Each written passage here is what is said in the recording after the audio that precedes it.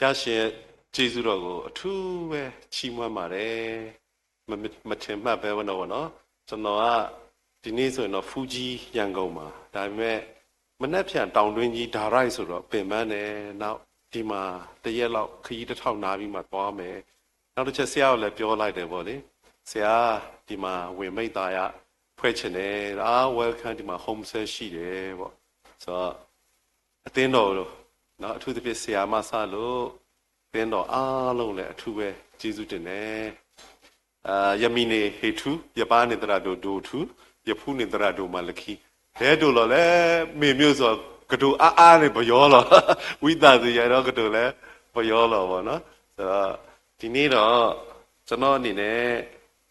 ဒေသန္တရအင်္ဂေလိဗောနော်ဆိုတော့ဒါနဲ့ပတ်သက်ပြီးတော့မှဒါကျွန်တော်ရဲ့အဓိကsubject ဖြစ်တယ်ကျွန်တော် Karak Dr. Onan ရဲ့အကြောင်းမှာလည်းဒီဒေသန္တရအင်္ဂေလိသင်တယ်လို့နော်ကျန်တဲ့ကျောင်းတွေလည်းမှာလည်းကျွန်တော်ဒီဒေသန္တရအင်္ဂေလိနဲ့ပတ်သက်ပြီးတော့ပဲအဓိကသင်ကြားပါတယ်တော့အသင်းတော်အနေနဲ့ကတော့မြေမြို့ကရင်နှစ်ချင်းအသင်းတော်ပေါ့နော်ဆရာတော်ဆရာအောင်လည်းတည်ကောင်းတည်ကြလိမ့်မယ်နောက်ပြီးတော့ဒီကျောင်းကတော့ကျွန်တော်ကတော့မလေးရှား the school of ed ပေါ့နော်မလေးရှားမှာတက်တယ်အမှန်တော့ကျွန်တော်ကကရင်ကျောင်းတက်ဖို့ပါပဲဒေါက်တာကလယ်တော်စီသွားတယ်မြန်မာနိုင်ငံသားသွားတက်လို့ပြောတော့ကျွန်တော်လည်းနိုင်ငံသားမှာသွားတက်ဖြစ်သွားတယ်ပေါ့နော်အဝမ်းသာတယ်ဒီနေ့တော့ဒေသန္တရအင်္ဂေလိနဲ့ပတ်သက်ပြီးတော့မှကျွန်တော်အနေနဲ့ special talk ပုံစံလေးပဲနည်းငယ်ပြဝေချင်ပါတယ်ပေါ့ဆုတောင်းကြပါစို့လူသားတိုင်းကယ်တင်ခြင်းသို့ရောက်၍တမန်တရားသိဖို့ရန်အလိုရှိတော်မူသောဘုရားဤချိန်တိုင်းအတွက်ချီးမွမ်းပါတယ်ဒီနေ့နှုတ်ကပတ်တော်အပေါ်မှာဝိညာဉ်တော်ဖျားလမ်းပြပါပြစ်မှားအားနဲ့မဆုံးသခြင်းရှိသမျှခွင့်လွှတ်လဲအချိန်တိုင်းသက်တာလုံးလုံးအနက်စလောက်ချီးမွမ်းတဲ့အခါမှာသာတော်မြတ်အရှင်သခင်ယေရှုခရစ်မြတ်နာမ၌စက္ကန့်နဲ့စတောင်းနဲ့အစာပြုပါတယ်ပါအာမင်ကျွန်တော်ဒေသန္တရအင်္ဂေလိအကြောင်းမပြောခင်မှာဆရာအဓိကကျွန်တော်စဖိတ်တာတော့ January 1ရက်ကနေပြီးတော့မှ3ရက်ကိုဆရာတို့အစာရှောင်ဆူတောင်းခြင်းရှိတယ်ပေါ့နော်တော့ဒီအစာရှောင်ဆူတောင်းခြင်းကကျွန်တော် January လဝင်တိုင်းလဲကျွန်တော်ကလုပ်နေကြပဲကျွန်တော်အသက်တာပင်လယ်ထဲမှာသေဘေးနဲ့တွေ့တယ်အသက်ရှင်ခွင့်ပေးရင်တော့ဖခင်ရဲ့အမှုတော်ထမ်းဆောင်ပါမယ်ဆိုပြီးတော့တကယ်အသက်ရှင်ခွင့်ပေးတယ်အသက်ရှင်ခွင့်ပေးတဲ့အတွက်ကျွန်တော်အဲ့ရနေစပြီးတော့မှ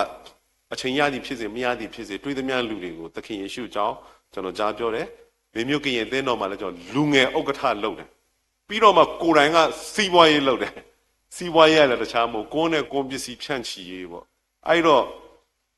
ကိုယ်တိုင်ကလည်းကွန်စားတယ်ပေါ့နော်ကျွန်တော်သွားပြန်ချစ်တာ2ရက်ချစ်ယူရတယ်ကွန်ကအဲ့လိုမျိုးစားတဲ့ခါကျတော့တရက်ကျတော့ဆရာတစ်ပါးရောက်လာဟာသခင်ယေရှုရဲ့တန်ရှင်းမြတ်တဲ့အကြောင်းတွေပြောပြီးသွားတွေကမဲနေတာမဟုတ်သေးဘူးပေါ့အဲ့နဲ့ကျွန်တော်ကွန်ဆိုတာတကယ်ဖြတ်ရခက်တယ်နော်ကွန်ကလည်းဆွဲစီတယ်ကွန်တီးကလည်းဆွဲစီတဲ့ဓာတ်ပါတယ်ကွန်ရွက်ကရောဆေးရွက်ကြီးအောင်3မျိုးပြီးတော့ဒီအာယုံကြောနဲ့နီးတော့တကယ်ဖြတ်ရခက်တာအဲ့တော့ဘလို့ဖြတ်တော့ဆိုဆရာအဲ့ချိန်မှာ January လညနေစာမစားရက်40ဝင်တယ်တဲ့ဆိုတော့ကျွန်တော်လည်းတပတ်လောက်ပြင်ဆင်ပြီးတဲ့အခါမှာညနေစာမစားရက်ပေါင်း40ကျွန်တော်စဝင်ပြီးတော့မှကွန်းရာပြတ်ခက်တယ်ဗောနော်ပြတ်ခက်ပြီးတဲ့နောက်ပိုင်းမှာကျွန်တော် January လတိုင်းကိုညနေစာမစားတဲ့ရက်40နောက်တစ်ရက်ကိုတနက်ပဲစားတာနေ့လယ်စာကောင်းကောင်းတနက်စားအဲ့ဒါလုံးဝမထိခိုက်ဘူးဘာလို့လဲဆိုတော့ကျွန်တော်ကဒီဟိန္ဒူတွေကသူတို့မီနင်ပွဲနီးပြီဆိုရက်ပေါင်း40သူတို့ဥပုပ်ဝင်ပြီးတော့မှနေ့လယ်စာတနက်ကိုပဲဟင်းနဲ့တလို့အဝစားတယ်ဆိုတော့ကျွန်တော်လည်းအဲ့လိုလုပ်ကြည့်တယ်ကျွန်တော် table tennis လည်းကစားရတယ်ပေါ့နော်ကျွန်တော်ကဒီ sea game table tennis လည်းရွေးစင်တယောက်လည်းဖြစ်တယ်စုလည်း4ချိန်ရဘူးတယ်ပေါ့ sea game မှာအဲ့တော့ကစားလည်းမပြတ်ဘူးအဲ့လိုဝင်ဘူးတယ်နောက်ဒီအသက်အရွယ်ရလာတဲ့ခါကျတော့တက်လွတ်ပေါ့နော်တက်လွတ်ရက်40ဝင်တယ်အခုဆိုရင်တော့ကျွန်တော်ဒီ January မှာတော့ကျွန်တော်ကညနေစာမစားရက်40ပြန်ဝင်ဖို့ရှိတယ်ဒါကသူများအတွက်ထက်ပေါ့နော်မိမိကိုယ်မိမိဖျားဝန်းနိုင်မွေ့လော်ခြင်းပြမိမိကိုယ်ဆုံးမလော့ဆိုတာလို့ပေါ့နော်နံပါတ်1ကတော့ဖျားကိုအားကိုးတယ်နံပါတ်2ကတော့မိမိကိုယ်ဆက်ကပ်လိုက်တယ်နံပါတ်3ကတော့ထိုဘေးရဲ့အတိမစားသောနေ့မှာသိရမယ်ဆိုတော့ဒီမာနကိုကျွန်တော်က ဆန္ဒပြခြင်းစန့်ကျင်လိုက်ခြင်းပဲပေါ့နော်ဆိုတော့မိမိကတော့ဖယားကိုအားကိုးခြင်းမိဖယားကိုဆက်ကပ်ခြင်းနောက်တစ်ချက်ဒီစာတန်ကိုကိုကဒီတွန်းလှန်လိုက်ခြင်းပဲပေါ့နော်ဒီရက်ပေါင်း40ဝင်တယ်အဲ့လိုဝင်တဲ့အထဲမှာကျွန်တော်အပြင်းထန်ဆုံးကတော့ရက်ပေါင်း40ထမင်းရေလေးနော်နည်းနည်းပဲမနဲ့ဒီလိုလက်ဖိတ်တစ်ခွက်စာညနေတစ်ခွက်စာနဲ့ရက်ပေါင်း40ဝင်ဘူးတယ်ဘာလို့လဲဆိုတော့အမှုတော်ထဲတော့ဖားတစ်ပိုင်းငါးတစ်ပိုင်းပေါ့နော်ခုနလူငယ်ဥက္ကဋ္ဌလည်းလှုပ်တယ်ဧဝံဂေလိလည်းလှုပ်တယ်ဒါပေမဲ့လူဆိုတာဟိုဇာတိရှိတယ်လေဆိုတော့တခါတလေဇာတိကရှင်တန်လာတဲ့အခါမပျော်ဘူးအဲ့တော့ကိုသေးမှကိုတော်အသက်ရှင်လို့ရမယ်အဲ့တော့ကိုသေးအောင်ဘယ်လိုလုပ်အောင်မလဲဆိုကျွန်တော်ရက်ပေါင်း40ထမင်းရင်နဲ့ဝင်တယ်ပေါ့နော်ဝင်တဲ့အခါမှာသူများတွေကပြောမင်းကိုတတ်နေတာလားဟုတ်တယ်ကိုသေးမှကိုတော်အသက်ရှင်လို့ရမယ်ပေါ့တကယ်ပဲအဲ့နောက်ပိုင်းမှာတော့ကျွန်တော်ရွှေပေးဆိုပြီးတော့ဖြစ်လာခြင်းပေါ့နော်ကိုဆက်ကပ်လိုက်တဲ့အခါဘာလို့ဒီရက်ပေါင်း40ဆက်ကပ်ဖြစ်သွားလဲဆိုတော့နံပါတ်1ကတော့အဲ့ချိန်မှာကျွန်တော်ခတ်သား2000ထူ69အဆုံးပိုင်းမှာကျွန်တော်သင်တန်းတက်ပြီးတော့မှတကယ်အောင်မြင်တဲ့သာသနာကွင်းတွေလေ့လာတယ်ပထမဆုံးမောစရီပေါ့နော်မောစရီအသင်းတော်ဆိုတာအဖိုးအိုဖူတာဘွားသူရက်ပေါင်း40နွားနိုးနဲ့သူဝင်တာဘာလို့လဲဆိုတော့အခုအိတ်တိမ်မှာ2မိသားစုရှိကြည့်ထမင်းချက်ရဟင်းချက်ရတော်တော်ခက်တယ်သူကတရွာလုံးပုံစနစ်အတူတူလုပ်တယ်အတူတူစားတောက်တယ်အဲ့တုန်းကပေါ့နော်2000ခုနှစ်တုန်းကအဲ့လိုဥဆောင်နိုင်မှုအတွက်သူကရက်ပေါင်း40နွားနို့နဲ့အသက်ရတဲ့အတွက်သူနွားနို့နဲ့ရက်ပေါင်း40အစာရှောင်ဆူတောင်းတယ်သူ့ဖះเจ้าကအမြဲတမ်းဖွင့်ထားတယ်အလှဲ့ကျအခုဆိုတော့ chain pray သဘောပေါ့တစ်နှစ်ပတ်လုံးအလှဲ့ကျဝင်ပြီးတော့မှသူ့စတော့ကိုဒါဝိဒ်ရဲ့ဟိုလိုပဲဗိမာန်တော်လိုပဲအမြဲတမ်းဒီဆူတောင်းခြင်းနဲ့ပြည့်နေတယ်ကျွန်တော်အရန်အားကြအဲ့တော့သူကနွားနို့နဲ့ရက်40နောက်တစ်ယောက်ကြတော့ဆရာတော်လမ်းထွန်းဒီဟာတော်တော်လေးကိုကျွန်တော်အတွက်ခွန်အားဖြစ်စေတယ်သူ့အကြောင်းလေးကိုနည်းနည်းပြောပြချင်တယ်နော်သူကအဲ့သင်းအုပ်ဆရာတစ်ပါးဖြစ်တဲ့အချိန်မှာတရက်တော့ရန်ကုန်စေယုံကြီးမှာတွားပြီးတော့မှဒီလူနာကိုသွားဆူတောင်းပေးမယ်ပေါ့ဆူတောင်းပေးဖို့သွားတဲ့အချိန်မှာတန်စကားကြီးပိတ်ထားတယ်လူဆရာဝန်ရောင်းနေတယ်အဲ့တော့ဧည့်သည်ဝင်လို့မရသေးဘူးဆိုတော့ဟိုကြည့်နဲ့အဲ့ခေတ်တော့ဒီလိုအနူတွေတွေ့တယ်ပေါ့နော်အနူတွေတွေ့တဲ့အခါကျတော့ဆရာဖြစ်တဲ့အတွက်သွားပြီးတော့မှစကားပြောကြည့်တယ်ပေါ့မေတ္တာပြကြည့်မေတ္တာပြတဲ့အခါမှာအယံဝမ်းသာတယ်အချိန်လုံးကသူတို့တွေကလူကြီးလူကောင်းနော်ဆွေကြီးမျိုးကြီးဒါပေမဲ့ဒီယောဂရတဲ့အခါမှာအမျိုးတွေကပြစ်ပယ်သွားဟိုလာမတွေ့မစားတဲ့ပြင်ရှက်တော့စွန့်ပယ်ခံတော့သူတို့အယံဝမ်းနဲ့ကြည်ကွဲတော့ပေါ့ဆိုတော့အဲ့မှာသူတို့ကအော်ဒီလူတွေလည်းတာမန်လူတွေလိုပဲအသိစိတ်ရှိပါလားသူလည်းစိတ်မကောင်းအဲ့စကားပြောကောင်းနေတော့ရှိသေးတယ်ဆရာတဲ့တကားဖွင့်ပြီးဝင်လို့ရပြီဆိုတော့အဲ့ဒါနဲ့သူကမေးလိုက်တယ်ဘယ်မှာနေတော့ဆိုတင်ញိုင်ကုန်းမှာနေတယ်နေရာမေးလိုက်တယ်ဘယ်အချိန်ဆိုပြန်မှောင်ပြီဆိုသူတို့ပြန်ရောက်ပြီတဲ့မှောင်ကြီးပေါ့အဲ့ဆိုကျွန်တော်လာလို့ရလားလာလို့ရတာပေါ့အဲ့ဆိုကျွန်တော်နောက်နေ့လာခဲ့မယ်ပေါ့ပြောပြီးတော့မှလူနာကိုသွားဆူတောင်းပြီနောက်ရကြသူစားစရာတောက်စရာအချုပ်လေးနဲ့ယူသွားပြီးတော့မှအဲ့အနာကြီးဝေဒနာရှင်နေနေတဲ့နော်ဒီတင်ញိုင်ဘက်ကိုရောက်သွားတဲ့အခါကျတော့ဆရာတော်လာမယ်ဆိုပြီးတော့သူတို့ကနည်းနည်းအမြင့်လေးခင်းထားပေးတယ်သူတို့အဲ့လိုကျူးတဲလေးတွေကျူးဟိုလာအဆောင်လေးတွေဂျားထဲမှာအဲ့လိုခင်းထားပြီးမှသူတို့လက်အုပ်လေးချီပြီးတော့စောင့်နေကြဆရာတော်လာမယ်ဆိုအဲ့တော့အဲ့ကနေစားပြီးတော့မှသူကသွားပြီးတော့ညနေဆိုမေတ္တာပြတယ်ဝင်မြတယ်ဆူတောင်းပေးတယ်စားစရာတောက်စရာလေးတွေပေးတယ်လာကနေပြီးတော့နှစ်ကြာလာတဲ့ခါကျတော့တန်ရောစင်မှာဖြစ်လာတော့တရက်ကြတော့အားလုံးသိတဲ့အတိုင်းမယမ်းကြောင်ကိုရွှေ့တော့မယ်အနာကြီးဝေဒနာရှင်တွေထုံနေတော့အဲ့တော့ကားပေါ်တက်ရွှေ့မယ်ရွှေ့မခံရိုက်တာပေါ့သူကန်တို့ဂယုမစားယူတို့အနာခံတယ်ဟိုမရွှေ့နိုင်ဘူးပေါ့အဲ့တော့ဆရာတော်အဲ့အချိန်မှာရောက်သွားအဲ့နဲ့ဆရာတော်ကပြောတယ်အဲ့လိုတော့မလုပ်ကြပါနဲ့သူတောင်းပန်တယ်သူလူတွေကိုပေါ့လေအဲ့တော့သူ့လူတွေကိုတောင်းပန်တယ်ကဲသွားလိုက်ပါသွားပြီးပြီဆိုရင်တော့ကျွန်တော်ခမားတို့စီလိုက်လာနေမယ်ဆရာတကယ်လားလာနေမယ်ဒါဆိုရင်တော့โอเคဆိုသူတို့အားလုံးကားပေါ်တက်ပြီးတော့မယမ်းကြအောင်ရွှေ့သွားကြ ရွှေ့သွားတော့အဲ့ဒီအချိန်ကဆေးမနိုင်သေးဘူးပေါ့နော်ဒီအနာကြီးဝေဒနာရှင်တွေကတချို့အနာပဲရှိသေးတယ်အဆိုးတွေပေါ့ဟုတ်ဒီတိုင်းသူသွားနေလို့မဖြစ်တော့ဘူးခါတိုင်းကတော့သူကသူတောက်เสียရေလေးတွေပါတောက်ပြီးတော့မှသွားတယ်ကိုစားเสียလေးအခုတော့သူတို့နဲ့သွားနေရတော့မယ်ဒီတိုင်းသွားနေလို့မဖြစ်တော့ခုနကျွန်တော်ပြောသလိုပဲကိုကတော့မသွားနိုင်ဘူးအဲ့နေရာယူသွားနေဖို့ကိုတော့မှပဲသွားနိုင်မှာအဲ့တော့ကိုတေဖို့လိုတယ်ဘာလုပ်မလဲသူလိန်မော်ရင်နဲ့ရက်ပေါင်း40အစာရှောင်လိန်မော်ရင်နဲ့အဲ့သူကတပည့်တွေရှိတော့ရက်ပေါင်း40ရှောင်တဲ့အခါမှာနော်တဖြည်းဖြည်းနဲ့အင်အားကြီးနေတပည့်2ယောက်ကသူ့တွဲပေးရတယ်ဒီနေ့ကသွားလာမယ်ဆိုတော့ဖះနဲ့အချိန်ယူဆူတောင်းတယ်လိန်မော်ရင်အဲ့တော့အစာရှောင်ဆူတောင်းလဲပြီးရောနောက်ဆုံးသူအဲ့မယန်းကြောင်ကိုသူလိုက်ပြီးတော့မှသွားနေတယ်သွားနေတဲ့အခါကျတော့ကျွန်တော်ရောက်တဲ့အချိန်မှာသွားဖះကိုဆူတောင်းထားတယ်အနည်းဆုံးလူ100လောက်ခရစ်တော်လက်ခံယုံကြည်သူဖြစ်ပြောင်းလဲဖို့ပေါ့နော်ဒါလည်းကျွန်တော်တို့ရောက်တဲ့အချိန်မှာ100ကျော်နေပြီ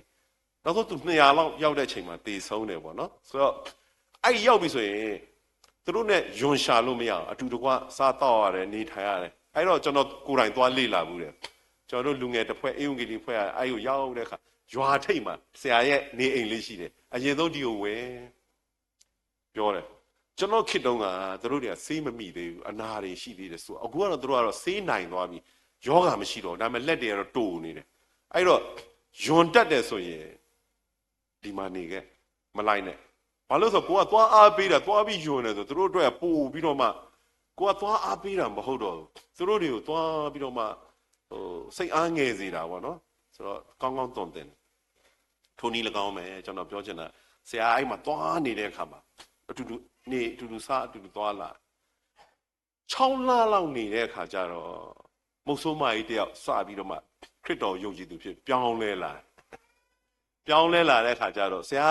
9 နာရီလောက်သူ့စီမှာထမင်းစားကြွပါအောင်အဲ့တော့သူကလည်းစပြောင်းလဲလာတယ်စိတ်အားထက်သန်ဝါသာပြီးတော့9 နာရီမခွဲတော့4 နာရီခွဲကြော်ပဲရှိတယ်သူကရောက်ချသွားတဲ့အခါကျတော့နော်အဲ့အမျိုးသမီးကထမင်းအိုးဟင်းအိုးလေးတည်တာတယ်ထမင်းတစ်ပကံခူထားပြီးသားပြီးငပိရတစ်ခွက်ခူထားပြီးတော့မှဒီနေရာပဲအိတ်ဒီနေရာစားသူအိတ်တဲ့နေရာသူတို့တဲလေးကဒီလိုအကာမရှိဘူးလူတကိုအိတ်စာတဲသေးသေးလေးပဲနောက်သူကဘေးထမင်းကတော့အဲ့မှာဟင်းကောတည်ထားပြီးသားပြီးတော့မှဟိုမှာရင်နွေးကိုတည်ထားတယ်ရင်နွေးကိုတည်ထားပြီးတော့မှဆရာခဏလေးထိုင်အောင်တော့ငပိတုံးလေးနဲ့အဲ့မှာဟိုဟင်းကြိုချက်တာပေါ့နော်ချက်တော့အဲ့ဒီချိန်မှာရင်ကောင်ကြီးတွေကအဲ့သူတို့အသားတုံးတွေပြုတ်ကြတယ်နော်လက်အစစ်တွေပြုတ်ကြအဲ့စားတဲ့ရင်ကောင်တွေကလက်တစ်စစ်လောက်ရှိတယ်ရင်ကောင်ကြီးကဝီးဆိုပြန်လာတယ်တဲ့ပြန်လာပြီးတော့မှအခုနအမျိုးသမီးရဲ့လက်ပေါ်မှာနားတယ်အဆိုပေါ့နားပြီးတဲ့အခါကျတော့ဟိုးအပြင်ကိုသွားနားတာကြည့်လိုက်တော့မစင်ပုံဖြစ်နေသူတို့မှာ toilet မရှိဘူးလေနော်မစင်ပုံမှာနားတယ်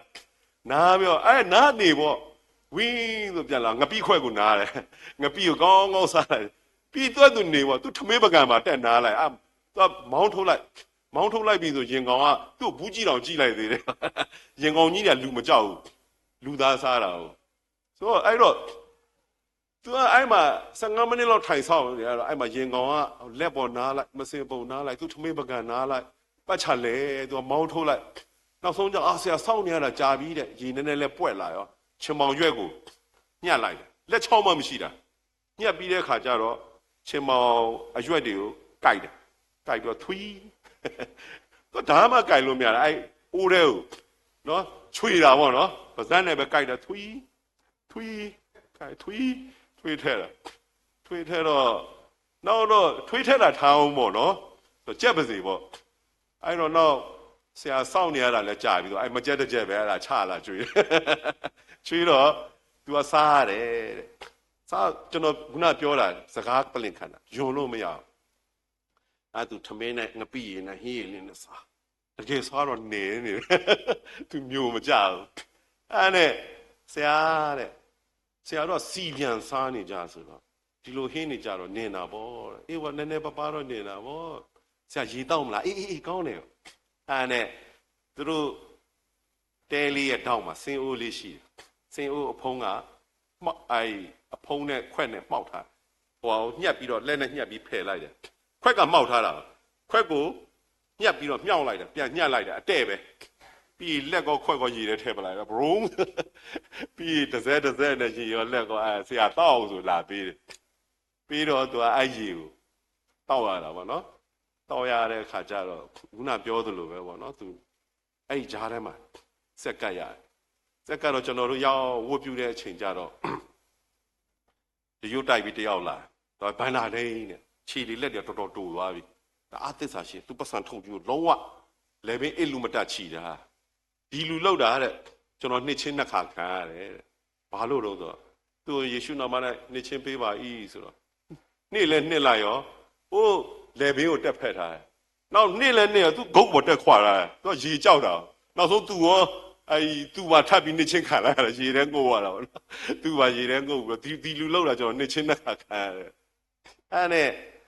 နောက်တစ်ခါဘာဖြစ်လဲဆိုတော့ကျွန်တော်တဲ့အခုဆူတောင်းတဲ့ခါမှာတော်တော်ကောင်းတာဟိုအရင်တစ်ခါဆူတောင်းတော့ဆိုရင်သူတို့ဒီလိုဖျားကြောင်းပဲဒါပေမဲ့သူတို့မျက်နှာချက်ဟိုအပေါ်ကစီလင်မရှိဘူးထုတ်တန်းမရှိတယ်သူအားရပါရတရားဟောတော့ရှိသေးတယ်ကြွက်ကြီးတကောင်အရှိကအတုံးတုံးကြိုက်ပြီးပြေးတယ်အနောက်ကတကောင်လိုက်တာပြေးလိုက်အကုန်သူဖျားရှိခိုးမဲ့ရေဖျားတရားဟောရမဲ့ဟာအကုန်လုံးကကြည်နေအရေးကြီးတာဟုတ်ဘာလို့လဲဆိုတော့နောက်ဆုံးတော့အနောက်ကကြွက်ကမိလဲမိကြိုက်လဲကြိုက်ပြီးဆိုတော့လွတ်ကြတော့ဟာခြေမကြီးတခုဘသူဟာလဲဟာကြည့်အောင်ကြည့်ဟာငါခြေမကြီးသူတို့လိုက်ကြည့်တယ်ဆိုဘသူဟာပါသွားပြီလဲတော့ထုံနေမသိကြွက်ကဝင်ကြိုက်သွားတာတော့မသိဘူးသူခြေမကိုချီသွားတာအဲ့နဲ့သူကဒေါသထွက်ပြီးကြိုက်ပြီးတော့လွတ်ပြမလို့တော့ဆရာကကျွန်တော်ခြေမတော့အဲ့လိုမလုပ်ပါနဲ့ကောင်းကောင်းသကြိုပေးပါ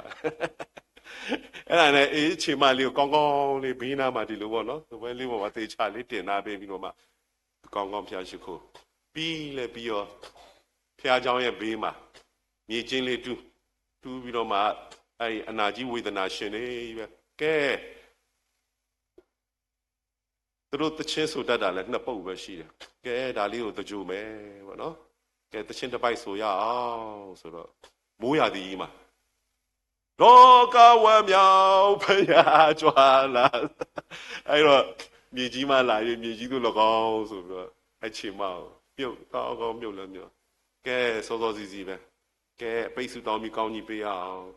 ညာဦးအချိန်ရှိပြီးမလဲချုပ်ပြီးဆိုသူတကြိုပေးရတယ်ပေါ့နော်ဘာဖြစ်သူ့ရဲ့အသက်တာပေါ့နော်သူအဲ့မှာသူစက်ကခက်တဲ့အရာလေးကျွန်တော်တွေ့တဲ့အခါမှာကျွန်တော်ကတော့ဒီထမင်းရည်နဲ့ရက်40ကျွန်တော်ဝင်တော့ခုနပြောတယ်ဆရာတော်က3ရက်လောက်အရေးအဖတ်မစားဘဲနဲ့ကိုရှောင်ပဲတော်မလွယ်ဘူးလို့ကျွန်တော်ကတော့2ရက်တော့ရှောင်ဘူးတယ်ရေရောGood Friday မှာရေရောဘာမစားတော့နောက်စနေနေ့နေတယ်နောက် Sunday ကျတော့ Easter ဆို Easter egg စားတာအဲ့လောက်တော့မဆိုလူငယ်တွေတော့ကျွန်တော်အားပေးတယ်ဗောနော်လူကြီးတွေကတော့ကြည်ဗောနော်နောက်ကျွန်တော်တော့ဆိုရင်အဖေရဲ့အမေရဲ့တူမလေးရဲ့ထမင်းရေရေငှက်ချက်တော့ဒီလိုတစ်ခွက်လေးစားပဲမနေ့တစ်ခွက်တောက်တယ်အဲ့ရက်40မှာတော့မအဲ့ထမင်းရေမမှန်ဘူးကျွန်တော်3ခါလောက်ကြုံဘူးတူမလေးရေညနေတော့ကိုကဒီထမင်းရေတစ်ခွက်ပဲကဲတိထမင်းရေတောက်တော့မယ်ဆိုရှိလားတီ sorry တဲ့ဒီနေ့အရေခမ်းဖြစ်သွားတယ်စိတ်ထဲကတော့ဒီအလိုက်ကိုမသိဘူးပြောလို့မှမရတာဒီထမင်းရေမနေ့တစ်ခွက်ညတစ်ခွက်ကိုမှန်အောင်မချန်ပေးနိုင်ဘူးဆိုတော့ဘာပဲဖြစ်ပေါ့နော်ရက်40ဝင်သွားတယ်ဆိုတော့အထူးသဖြင့်ကတော့ကျွန်တော်အသက်တာမှာကြုံရတာကတော့ဆူတောင်းခြင်းအစာရှောင်ခြင်းမှတပါထို့အမျိုးသည်မထွက်တတ်ဒီနတ်ဆိုးပူးတဲ့ဟာတွေအများကြီးကြုံမှုတယ်ဒီပြီးခဲ့တဲ့ sweet season မှာညမှာလဲမိဘပွဲလုံးနေတော့တယောက်ထပူးတယ်ကျွန်တော်ဘွားကညောပလက်တီရပဲနော်ဒါသူနာပြုဆရာမလေးပဲပူးပြီးဆိုရင်ယောက်ျားကြီး3 4 5ယောက်လောက်ဝိုင်းချုပ်ထားအားတားရှိတယ်လွတ်လိုက်ပြီဆိုဒီလိုမွေလို့တဲ့အဲ့လိုလူးတာပေါ့နော်ဆိုတော့အဲ့တော့ကျွန်တော်ဖုန်းနဲ့ပဲနောက်တော့ကျွန်တော်ကိုယ်တိုင်2ရက်နေ့ကတော့ကိုယ်တိုင်သွားပြီးတော့သူ့ကို counseling လုပ်ဆူတောင်းပေးတယ်ဘာလို့လဲသူကဘာသာနှစ်ခုကိုကွယ်တာအဖေကမယုံကြည်သူဆုံးသွားတယ်အယမ်းချစ်တယ်ဆိုတော့သူကဖះเจ้าနဲ့ကပ်ရက်နေတယ်ဆိုတော့အမေကိုလည်းချစ်တယ် အဖေကိုလည်းချစ်တယ်ချင်းအောင်ပြင်မှာဆူတောင်းလိုက်ချင်းအောင်ထဲဆူတောင်းလိုက်ပေါ့နော်ဘုရားဆိုတော့သခင်နှစ်ဦးရဲ့အစီမခံနိုင်ဆိုတော့ကျွန်တော်ပြောပြတာပေါ့နော်အဲ့တော့ကျွန်တော်ဒီနေ့ရောက်တဲ့ချိန်မှာကျွန်တော်ပူးတာတွေအများကြီးတွေ့ဘူးတဲ့ချိန်မှာမနစ်ကအကြောင်းလေးနည်းနည်းပြောပြချင်တယ်ကျွန်တော်လည်းတစ်ခါမှမကြုံဘူးဆိုတာကျွန်တော်တို့ဒီဘောကညောပလက်တီတရာဒိုပြီးတော့မှအဝဲအဖိုးမှုနေနော် praise and worship and Sunday school leader teacher ပြီးတော့မှအဝဲလီမူဆိုတာ14နှစ်ကျော်ပါပြိုပေါက်ပေါ့ဆိုတော့နတ်ဆိုးဆိုတာခရိယန်တွေကိုပူးလို့ရတာဆရာတော်အိမ်ဆိုရင်ရော praise and worship ဥဆောင်တယ် Sunday school ဆရာမဆိုရင်ရောမသိဘူးပူးလို့ရမရတော့မသိဘူးကျွန်တော်ကတရက် table tennis ကစားမယ်ပြင်နေတဲ့အချိန်မှာဆရာစောပါဘူးဆိုတာရောက်လာကျွန်တော်နာဒီကျွန်တော်ယူရီယာဇီနာနေတယ်ပေါ့နော်အိုင်နာအသင်းတော်တစ်ပါးပဲနာမည်တော့မပြောတော့ဘူးပေါ့နော်ညနေပိုင်းရောက်လာတဲ့အချိန်ကျတော့နောက်မှသိရတာပေါ့နော်သူတို့၄ရက်မြောက်တိအိုင်နတ်ဆိုးမောင်းထုတ်တာတပြိုင်နဲ့2ယောက်ပူတာဆရာတော်အိမ်မှာအခုနကသူ့ဖုံးမှုဆရာမနဲ့သူ့ရဲ့မြေးလေးမှာတပြိုင်နဲ့2ယောက်ပူတာပူတော့သူတို့မောင်းထုတ်မရတဲ့ခါကျတော့ဘောကညောကြောင်းမယ်နော်ဘောကညောကြောင်းအဲ့တော့စောပပူကပြန်တယ်သူတို့ကလည်းဆူတောင်းဖွဲ့ရှိတယ်ကပတ်တိအစာရှောင်ဆူတောင်းမယ်ပြီးမှဒီနတ်ဆိုးမောင်းထုတ်တယ်ဟိုနတ်ဆိုးရတပတ်လုံးကြီးပူးနေဦးမှာပေါ့နော်ဆိုတော့သူနောက်မှသတိရတယ်ကျွန်တော်အိမ်ကိုသူတစ်ခေါက်ရောက်ဘူးတယ်ဝေစာလေးလာယူတာအခုလည်းကျွန်တော်ပါလာတယ်အဲ့ဖရာတရားဆိုကျွန်တော်ရေးဖြစ်တဲ့အကြောင်းစာလေးပဲပေါ့လာယူတဲ့အခါကျတော့ဟာဆရာရွှေပေးသူတက်သိခံတာကြားဘူးတယ်နတ်ဆိုးတွေဆိုတော့အဲ့ဒါနဲ့သူအဲ့ဒီညနေကျွန်တော်စီရောက်လာကျွန်တော် table tennis ကစားမယ်ဆရာစလုံးမှန်ဆိုတီကောင်းသိလိမ့်မယ်သူနဲ့ကျွန်တော်နဲ့ပြိုင်ဘက်တွေပဲချိန်လာတော့သူမြို့ထဲလာဆရာကဒီလိုပဲတဲ့နတ်ဆိုးပူးလို့တဲ့ကျွန်တော်တို့၄ရက်မြောက်နေပေါ့နော်၄ရက်ရှိပြီမောင်းထုတ်လို့မထွက်ဘူးတဲ့အဲ့နဲ့ဆရာရမလားဝေးလာတော့ဒီနားတယ်တော့နဲ့ရတယ်လို့ကျွန်တော်အချိန်တော့သိမ့်မရဘူးခဏပေါ့နော်အဲ့နဲ့စိုက်ကဆက်နိုးပြီးသွားတဲ့ခါကျတော့ဟိုဒီလိုတန်းလေးနဲ့အမသူ့သမီးကနီးဖွားထားတာတစ်လပဲရှိတယ်ခေါင်းကအဖြူကြီးပေါင်းပြီးတော့မှလက်တစ်ဖက်ကိုတစ်ယောက်လက်တစ်ဖက်တစ်ယောက်6တော့တစ်ဖက်တစ်ယောက်6တော့တစ်ဖက်ရောက်ပြီးတော့ဆရာတော်ဆရာတော်ခေါင်းကင်ပြီးတော့မှဆူတောင်းပေးနေတယ်ပြီးတော့ဒီဘက်အမျိုးသမီးအဖွဲ့နဲ့ကွာအဖွဲ့ကွာတချင်းနေဆိုပေးပြီးတော့အကြီးကျယ်ဆူတောင်းတယ်အဲ့တော့ကျွန်တော်ခဏလေးစောင့်တော်သေးတယ်သူတို့မကြောက်ဘူးခါနေကြတော့သူတို့ထွက်သွားတော့ကြည့်လိုက်တော့အိတ်နေပြီဆိုတော့ဆရာပါညာနှုတ်ဆက်ပြီးဝင်လိုက်ရောအဲ့ဆရာတော်ကကျွန်တော်ဟိုးလွန်ခဲ့သော10နှစ်လောက်မိတ်ဆွေဖြစ်နေဆရာဆရာဘာလာလှုပ်တော့ကျွန်တော်နတ်ဆိုးလာမောင်းထုတ်တာလို့ပြောလို့မကောင်းဘူးလေ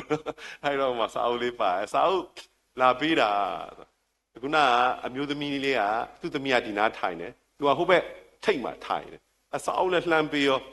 ကျွန်တော်စာအုပ်ဖောင်းကနေရိုက်ပြန်နိုးလာပြီးတော့မှရွှေပေးမဟုတ်လားထိုင်တယ်နေ့ကငါစောင့်နေတာအဲ့နဲ့ကျွန်တော်လည်းအမှုမှတ်မယ်ပဲဟုတ်ကဲ့ပေါ့အဲ့နဲ့သူ့ဖေလမ်းអော်ဟေးနင်ပြောလိုက်ဘာလို့ထိုင်ရမှာလဲသူတပည့်တယောက်ဆရာကိုခုံယူပေးလိုက်ဟုတ်သားပဲပေါ့နှုတ်မို့ဆိုနတ်ဆိုးခိုင်းတာလောက်တာပေါ့ကျိုးထိုင်တဲ့အခါကျတော့နောက်မှကျွန်တော်သတိမထားမိဘူးရွှေပေးဆိုတာသူ့အိမ်ကလည်းမသိဘူးဖျားเจ้าကလည်းမသိဘူးဒီနတ်ဆိုးကသိတယ်ရွှေပေးမဟုတ်လားထိုင်အဲ့ဒါခုနစောပပူပြောပြမှကျွန်တော်သတိထားမိတာဘလို့သိလဲပေါ့သူကျွန်တော်တော့မသိဘူးအဲ့နဲ့ထိုင်တဲ့အခါကျတော့အင်းနဲ့ငါပြိုင်မယ်အခုချစ်ချင်းကဥရှင်ကြီးခေါ်ပေးလိုက်ရမလားခေါ်မနေနေ့ကငါပြိုင်မလို့စောင့်နေတာနေ့ကိုပြိုင်လို့နိုင်ငါဒီနေ့ဟိုကောင်မလေးခေါ်သွားတော့မှာအထဲမှာတယောက်ပူးနေတာခန်းထဲမှာအဲ့မှာလည်းလူတွေကဝိုင်းပြီးတော့အဲ့မှာသူကတတိလစ်တယ်လို့မျောနေဒီနေ့ကိုငါနိုင်ခေါ်သွားတော့မှာအဲ့တော့ကျွန်တော်ပြောတယ်ဥရှင်ကြီးမကလို့ဥသေးကြီးပဲခေါ်တကဘာလုံးခေါ်လို့ရတယ်အဲ့တော့ကျွန်တော်သခင်ယေရှုလွတ်လို့လာယေရှုနာမ၌ပဲမောင်းထုံးမှာခေါ်လိုက်အကုန်ခေါ်လိုက်ဆိုတော့သူမျက်နှာငယ်သွားပြီးတဲ့အခါကျတော့အဲ့နဲ့ကျွန်တော်ဆက်မေးတယ်ပေါ့နော်မင်းဘာကြောင့်ဒီလိုလှုပ်တာတော့သူများခိုင်းလို့လှုပ်တာခိုင်းလို့ဆိုတော့ကျွန်တော် ဟုတ်မဟုတ်တော့မသိဘူးနော်ဆိုတော့အဲ့ချံကမောင်နှမ၄ယောက်အဲ့ဝင်းထဲမှာနေတယ်နေတော့အခုဒီမောင်နှမ၄ယောက်ကအသက်60ကျော်80လောက်ဖြစ်လာပြီဆိုတော့နည်းနည်းအမွေလူတဲ့သဘောပေါ့နော်ဆိုတော့တိုက်တယ်ပေါ့ဟိုနတ်အောက်လန်းနဲ့တိုက်တယ်ပေါ့ဒါသူများပြောတာမသိဘူးအဲ့ဒါနဲ့သူများခိုင်းလို့ငါလောက်တာအဲ့နဲ့ကျွန်တော်သူ့မေးတယ်သူများခိုင်းတိုင်းလောက်ရအောင်နင်အဲ့လောက်ဈေးပေါ်လာမပေါ်ဘူးပြောပါဦးသိန်း20ပေးပြီးငါ့ကိုခိုင်းတာအဲ့နဲ့ဘာနဲ့ခိုင်းတာတော့သွေးနဲ့ဘာသွေးတော့လူသွေးနဲ့ဆိုတော့အောက်လမ်းမှာဒီလူသွေးနဲ့အမြင့်ဆုံးပဲပေါ့နော်အဲ့တော့လူသွေးနဲ့ခိုင်းခြင်းဖြစ်တယ်ဆိုတော့ကျွန်တော်ဂျားဖြတ်နားလည်အောင်ပြောပြမယ်တော့ဒီအခုကဘာကျော်အနုပညာရှင်အဆိုတော်တွေတရုတ်ဆောင်တွေတော်တော်များများကဒီလူစီဖာနဲ့အပေးယူလုပ်ကြတယ်အဲ့တော့မမောက်ဆိုနော်ဝေနိုင်ငံနဲ့တစ်ချိန်တော့ဘယင်လက်ထက်တော့1800ကျော်လောက်ကဒီမော်ဆရာကြီးတစ်ပါးရှိတယ်သူကအင်မတန်မှစွမ်းတယ်တကူလည်းရှိတယ်ဒါပေမဲ့ तू မကျင်တတ်ဘူးမော်ပညာကိုအဆုံးထိတတ်ချင်တယ်ဆိုပြီးတော့မှဒီလူစီဖာနဲ့အဆက်အသွယ်ရှိသောသူအစီအမံကျွမ်းကျင်သောနတ်ဆရာနဲ့ तू သွားတွေ့တဲ့အခါမှာဖြစ်ချင်တာအကုန်ချရေးအမြင့်ဆုံးကတော့ကိုယ်သွေးနဲ့ကိုယ်ဖောက်ပြီးတော့မှနော်ဒီသူတို့စုတ်တန်နဲ့စာရွက်ပေါ်မှာရေးရတယ်ရေးပြီးရင်လက်မှတ်ထိုးရတယ်အဲ့ဖြစ်ချင်တဲ့အကုန် तू လုပ်ပေးတယ်ဒါပေမဲ့ကိုယ်ဝိညာဉ်အပေါင်ထားခဲ့ရတယ် तू ပြန်ခေါ်တဲ့နေ့ကျရင်လိုက်ရမယ်မင်းဟိုလိုတော့မသိဘူးပေါ့နော်ဥပမာမိုက်ကယ်ဂျက်ဆင်လို့ဆိုရင်လည်းအဲ့လိုကြားတာပဲပေါ့နော်ဟုတ်မဟုတ်ကမ္ဘာမှာအောင်မြင်ဆုံးဖြစ်ရမယ်ဒါအမြင့်ဆုံးပဲဆိုတော့အဲ့လိုမျိုးအပေးယူလုပ်တယ်ပေါ့နော်လုပ်တဲ့အခါမှာဒီမော်ဆရာက तू သိတယ်ပေါင်ထားခဲ့ရမယ်ဆို तू လက်မှတ်ထိုးဖို့ပဲကြံတယ်သွေးနဲ့အဲ့တော့ဘာပြောလဲဆိုငါ့ကိုတဲ့ wrong ဆိုတဲ့နေရာရောက်မှငါဝိညာဉ်ကိုရုပ်သိမ်းရမယ်အဲ့ဆိုတော့ငါသဘောမတူနိုင်ဘူးသဘောမတူကျွန်တော်လက်မှတ်မထိုးဘူးနောက်ဆုံးစာတန်ကနော်လူစီဖာအလျှော့ပေးလိုက်တယ်ကဲရပါတယ်ထိုးလိုက်တော့သူ့ဘယင်ကတော့မှသူ့ကိုလေးစားရတယ်ငေါရှိလက်ထက်မှာသူတို့လည်းဒုံချိုင်မွေဖြစ်တာပဲလေနော်ဖယားရဲ့လူတွေနီးတူအကုန်လုံးဖယားနီးကိုအကုန်လုံးသူတို့လိုက်လုံနိုင်တယ်တခုပဲမောရှိရဲ့မွေကိုမနိုင်တာတခုပဲအကုန်လိုက်လုံလို့ရတယ်သူတို့လည်းတကူရှိတယ်အဲ့တော့သူအသက်ကြီးတဲ့အထိသူနေသွားရတယ်ဒါပေမဲ့အသက်ကြီးတနေရာရောက်တဲ့ချိန်မှာသူဟိုတယ်တစ်ခုမှာတဲလိုက်တယ်ဟိုတယ်မှာရေးထားတာကတော့ဒေသစကားပေါ့မြန်မာပြည်ပဲကရင်ပြည်ရောက်တော့ရိုးမေဟလာ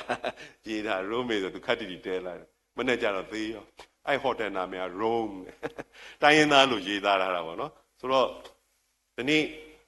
နာမည်ကြီးတော်တော်များများအဲ့လိုသွေးနဲ့နော်အခုဆိုတရောလဲဂန္ဓဝင်တော်တော်နာမည်ကြီးတဲ့တပုတ်ဆိုအဲ့လိုလူစီဖာနဲ့အပေးယူလုပ်ပြီးမှဒီနေ့ထိအဲ့တရောက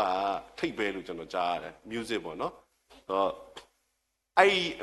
ခုနခိုင်းတာလဲသွေးနဲ့ခိုင်းတာ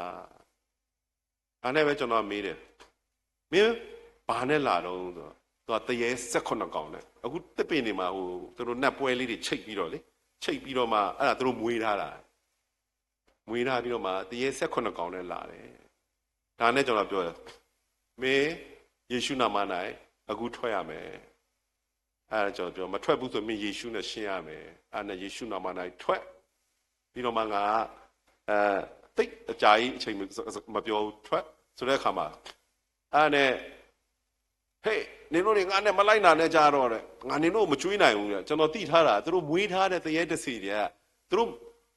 ခိုင်းလို့မရဘူးဆိုသူ့ကိုပြန်စားတယ်တဲ့အဲ့လူကယူတယ်သေတယ်ပေါ့နော်ငါတော့မလိုက်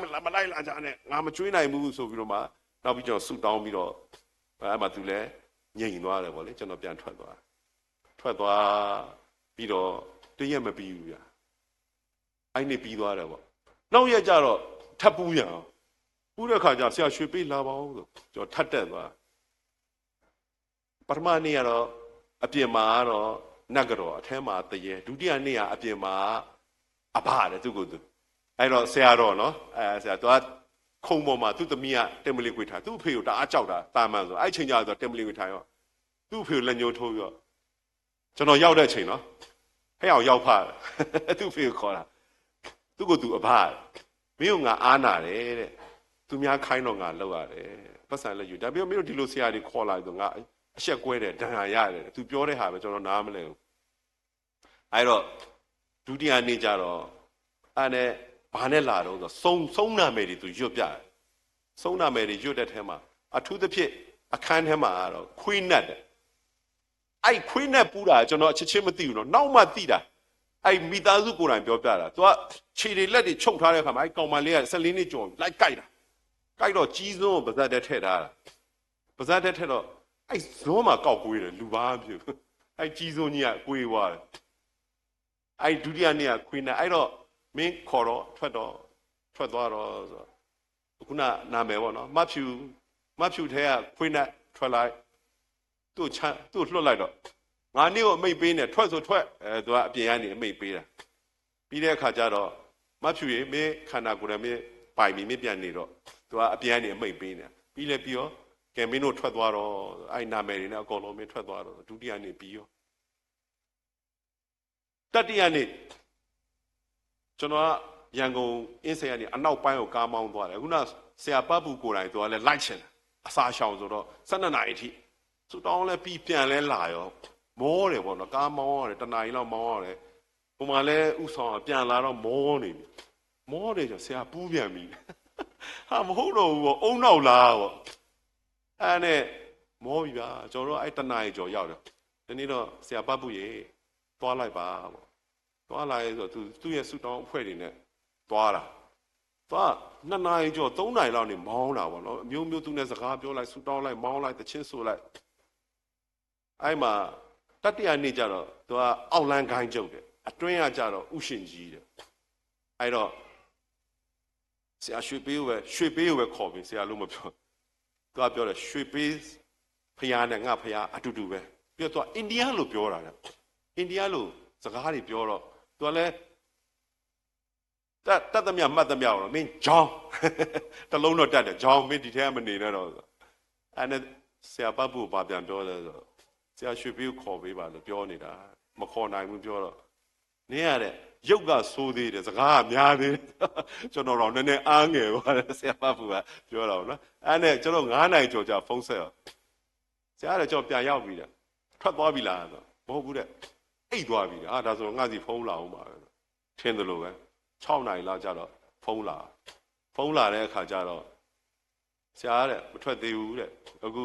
ပြန်ပူးနေတယ်ဆရာရွှေပေးလာမှထွက်အဲ့လိုဖုန်းစပီကာဖွင့်လိုက်လို့ကျွန်တော်လည်းမောပြီအဲ့နဲ့ယေရှုနာမနဲ့မင်းကငါအမိန့်ပေးတယ်နော်သခင်ယေရှုကမင်းတို့လိုသူတွေကိုသူ့နာမနဲ့အမိန့်ပေးဖို့အတွက်ပြောဆိုထားတဲ့အတိုင်းမင်းကိုယေရှုနာမနဲ့ထွက်ဖို့အမိန့်ပေးတယ်မထွက်ဘူးဆိုရင်မင်းအသက်ရှင်တဲ့ယေရှုဖခင်နဲ့မင်းရှင်းရလိမ့်မယ်အခုချက်ချင်းထွက်ငါမလာဘူးယေရှုနာမနဲ့ထွက်ဒါပဲပြောမယ်မထွက်ဘူးဆိုရင်မင်းယေရှုနဲ့ရှင်းရမယ်ဆိုဖုန်းချလိုက်ချပြီးတော့ကျွန်တော်9နာရီနီးတော့ကျွန်တော်စိုက်ကယ်နဲ့ပြန်တက်သွားတော့ငါးဖမ်းကျွေးနေမောတယ်ပေါ့နော်ငါးဖမ်းနီးပဲသင်ပေးရမှာပေါ့ကျွန်တော်တက်သွားတဲ့အချိန်ကျတော့အိမ်ကရှင်းသွားပြီအကုန်လုံးလွတ်မြောက်သွားပြီပေါ့ဒါပေမဲ့သွားမောင်းထုတ်ပေးတဲ့ဆရာတစ်ပါးအဲ့မှာကြောင်တောင်ကြီးထိုင်တော့ဆရာပတ်ဖို့ရှိတဲ့အချိန်မှာသူတို့ဖြစ်တာတဲ့ညနေမှာသူတို့ဝိုင်းမောင်းတဲ့အချိန်မှာအဲ့ဆရာမောင်းထုတ်လဲပြီးရောမြေကြီးပေါ်မှာလေလိုပေါ့နော်ဒီလိုဆောင်းကြောက်ထိုင်တော့ငါပဲရောက်နေရလဲငါဘာဖြစ်တာလဲဆိုတော့သူငိုတယ်တဲ့ဆိုအဲ့အချိန်မှာခုနအွန်လိုင်းကိုင်းချုပ်ကပြောဒီဆရာကခပ်ပါပါပဲပုတ်လိုက်သေးတာခပ်ပါပါပဲပုတ်လိုက်တာဆိုကျွန်တော်ရောက်တော့သူကြောင်တောင်ဟိုကြီးနားနဲ့ကျွန်တော်ကျမ်းစာလေးအနှစ်ချုပ်သင်ပေးတယ်ပေါ့နော်သင်ပေးပြီးတော့အဲ့ဆရာအတွက်လည်းဆူတောင်းပေးတယ်အဲ့ဆရာလည်းနောက်တော့ကောင်းသွားသူပြန်ပြီးဆိုရင်ခွေးတွေအုပ်ကြီးဟောင်ပြီးလိုက်တယ်အဲ့နေ့တော့ကျွန်တော်မောင်းအဲ့ဆူတောင်းပေးပြီးတဲ့ခါမှာကောင်းသွားတယ်အဲ့အရေးကြီးတယ်ပေါ့နော်ကျွန်တော်တို့သူတို့ကျမ်းစာသင်ပေးတာအတူလေးပါပဲတော့တရားသုံးပါအခုခဏနေကြရင်ဝေစာတယောက်တစ်စောင်ပေါ့နော်ရမယ်အဲ့တရားသုံးပါလေးသင်တယ်အပြစ်လူတိုင်းမကင်းလူတိုင်းအပြစ်နဲတယ်နဲ့များတယ်ပဲကွာပညတ်တရားလည်းလူတိုင်းမကျင့်နိုင်ကြဘူးအဲ့တော့ဘယ်သူမှမတတ်နိုင်အဲ့တော့လူမတတ်နိုင်တာဘယ်သူတတ်နိုင်လဲဖယားပဲတတ်နိုင်အဲ့တော့ယုံကြည်သောအဖြစ်ကျေးဇူးတော်ကြောင့်ကယ်တင်ခြင်းသို့ရောက်တယ်ကိုယ်အပိုင်းကယေရှုကိုယုံကြည်ယုံပဲ ကျွန်တော်တလုံးကဖုန်းသွားဝယ်တယ်တိုင်းရင်းသားတွေစကားဝဲတဲ့ဆိုတော့ဒီတော့ခရိယန်လားဆိုဟုတ်တယ်တဲ့ဒါဆိုယေရှုယုံတာပေါ့ယုံတယ်ဘာလို့ယုံယေရှုကသမီးတို့ကယ်တင်ရှင်အဲ့ဆိုသိရင်ဘယ်ရောက်မလဲဆိုဆရာအဲ့ဒါတော့မသိဘူးလေမဟုတ်ဘူးပြန်စဉ်းစားအောင်နေယေရှုယုံလားယုံတယ်သိရင်ဘယ်ရောက်မလဲမသိဘူးလေမယုံတာနဲ့အတူတူပဲပေါ့အခုနကယ်တင်ရှင်မလို့ယုံတယ်လဲပြောတယ်သိရင်ဘယ်ရောက်မလဲမသိဘူးဆိုမယုံတာနဲ့အတူတူပဲတော့ယုံကြည်ခြင်းအဲ့တော့သူတို့အိုင်းညသင်ပေးတာရှင်မသက်အခန်းကြီး9အငယ်20အရေးကြီးတယ်ရှင်မသက်အခန်းကြီး9အငယ်20အပြစ်ကလည်းမကင်းဘူးပညတ်လည်းမကျင့်နိုင်ဘူးယုံကြည်ခြင်းအဖြစ်ပဲယေရှုကိုယ်တိုင်ပြောလဲဆိုတော့ပညတ်တရားအကျင့်အဖြစ်အဘယ်သူများဖြောင့်မတ်ရသူမရောက်နိုင်ပညတ်တရားအကျင့်ကိုအမိပြုသောသူတိုင်းကြိမ်ချင်းကိုခံရမည်ပြောပြီးတော့မှယေရှုကပြောတယ်သင်တို့အကျင့်ဟာပါရီရှဲနဲ့ကြမ်းပြုစရာတွေကျင့်သောအကျင့်ထက်မလွန်မသာရင်ကောင်းကင်နိုင်ငံတော်သို့မဝင်ရလို့ငါအကြံဖန်မဟုတ်ဘူးပေတရုမဟုတ်ယေရှုကိုယ်တိုင်ကငါအမှန်ကန်ဆိုတယ်ဘလို့လဲအကျင့်နဲ့လည်းမရောက်နိုင်ဘူးပါရီရှဲတဲ့တာပညတ်613ချက်ဝပြုကိုယ်ကွယ်ခြင်းအုပ်ချုပ်စီမံရေးကိုကျင့်ဆိုင်ရာဆောင်းရရှောင်း613ချက်သူတို့ထက်တာမှသာလေကောင်းကင်ဘုံဝင်ရမယ်ဆိုဘလို့လဲတော့နံပါတ်1ပြောချင်တာဖခင်ကမရနိုင်ဘူးနံပါတ်2ခုနပြောသလိုပဲနော်လူအနေနဲ့မတတ်နိုင်လူမတတ်နိုင်ဖခင်ပဲတတ်နိုင်ယုံကြည်ခြင်းအဲ့တော့ကျွန်တော်တို့ကရိုးရိုးပဲယုံတယ်ဘာတွေလာသိနေတာလဲငါတို့ရိုးရိုးပဲယေရှုယုံမှန်ပါတယ်ဘသူ့ကိုယုံတာလဲနံပါတ်1ဘသူ့ကိုယုံတာလဲသိရမယ်ဟုတ်တယ်ယေရှုယုံတယ်ဘာကြောင့်ယုံတာလဲကယ်တင်ရှင်ဟုတ်ပါတယ်ဖခင်မလို့ဘယ်လိုယုံတာလဲအဲ့နီလန်အရေးကြီးတယ်ဘယ်လိုယုံတာလဲအဲ့တော့တလက်စတဲ့ဒေါက်တာကာရထူဆိုတာအခုကြောင်းမတောင်ကြီးပေါ့နော်ကျွန်တော်ခတ်သား2000မှာကျွန်တော်ကုပြင်ရွာမှာသွားပြီးအင်္ဂုံဂီတီလုပ်တဲ့အခါမှာတရားဟောခွင့်မပေးဘူးအဲ့မှာပဲသွားပြီးတော့မှကျွန်တော်တို့ကိုယ်ဝင်းထဲမှာကိုယ့်အကူပဲဆူတောင်းပြီးပြန်ဆိုရွာကိုသွားပြီးတော့မှလက်ဆောင်လေးပေးပြီးတော့မှခရစ်တော်အကြောင်းပြောမယ်ဆူတောင်းပေးမယ်စသဖြင့်လှုပ်ခွင့်မပေးဘူးပြန်လာတဲ့အခါမှာသူနော်တင်းထောက်ကြီးရဲ့နာမည်တော့မပြောတော့သမီးနဲ့ချွေးမမှာတပြိုင်နဲ့အဲ့ကျွန်တော်တို့ကားလေးစီးလူကလည်းများတယ်အကုန်လုံးနဲ့အဲ့ရွာတရွာလုံးကိုထမင်းကျွေးတာအဲ့တကားနှစ်ယောက်ကိုနတ်ဆိုးပူးတယ်နော်အဲ့2000တောင်ကြီးဖွဲ့တွေမေးကြည့်အဲ့တော့ပူးပြီးတော့မှသူတို့ပြန်သတိရလို့မေးတဲ့အခါမှာသခင်ယေရှုယုံတယ်ဘယ်မှာရှိလို့နေရာတိုင်းရှိတယ်ဟုတ်လေဘယ်နာရှိလို့အနားမှာလည်းရှိတယ်ဆိုအနားမှာပဲရှိတယ်ဆိုတော့နတ်ဆိုးကပြုစားလို့ရတယ်ပေါ့ခုနကျမ်းစာလေးသင်မဲ့အရေးကကျွန်တော်ပြောတာယေရှုဘယ်မှာရှိလဲနေရာတိုင်းရှိတာမှန်တယ်အနားမှာလည်းရှိတာမှန်တယ်အဲ့တော့သမကျမ်းစာတအုပ်လုံးမှာပါရီရှဲကျမ်းပြုစရာတွေအကျင့်ထက်သာလွန်သောသူတယောက်ရှိတယ်နည်းနည်းစိတ်ထဲအဖြစ်ကြီးဘယ်သူဖြစ်မလဲပါရီရှဲထက်သာလွန်သောသူတယောက်ပေါ်ထွန်းခဲ့အဘယ်သူဒီငါအပြစ်တင်ခွင့်ရှိသနည်းရှာပြောဘယ်မှာလဲငါကားလိုက်တင်တယ်လေဘယ်မှာလဲဘာအပြစ်ရှိလဲအပြစ်ရှာလို့မတွေ့ဘူးယောမ14မှာပညတ်တရားအလုံးစုံယေရှုခရစ်မှာစုံလင်ခြင်းရှိတယ်ယေရှုခရစ်မှာစုံလင်ခြင်းရှိတယ်ဆိုတော့ယေရှုကပညတ်တွေအားလုံးကိုစုံလင်တယ်ဆိုတော့သခင်ယေရှုငါတို့ကဘိုးဘေးကလေးကကိုးကွယ်လာတာအခုနကျွန်တော်ပြောသလိုပေါ့ဆရာတော်ရွှေလူသားဆရာတော်မာလကီဆရာတော်မာလကီသားဆရာတော်ဒိုထူဆရာတော်ဒိုထူသားအခုဆရာရွှေပေးဘလောက်ပဲပြောယောမအခန်းကြီး8အငယ်9ယောမ8 9မှာခရစ်တော်ရဲ့ဝိညာဉ်ကိုမရသောသူသည်ခရစ်တော်နဲ့မဆိုင်ခရိယန်ဖြစ်လို့မရခရစ်တော်ရဲ့ဝိညာဉ်ကိုမရသောသူသည်ခရစ်တော်နဲ့မဆိုင်အဲဆိုခရစ်တော်ရဲ့ဝိညာဉ်ကိုဘလို့ရနိုင်မလဲနော်ဗျာဒိတ်3:20ဗျာဒိတ်3:20ငါတကားရှိမှခောက်တယ်တကားဖွင့်မယ်ဆိုငါဝင်ဖခင်က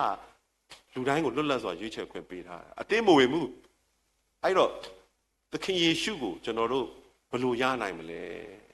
ခရစ်တော်ရဲ့ဝိညာဉ်ဘလို့ရနိုင်အေဖက်30ယုံကြည်ခြင်းဖြင့်ခရစ်တော်ဒီသင်တို့ရဲ့စိတ်နှလုံးသားထဲမှာကျိန်းဝတ်မယ်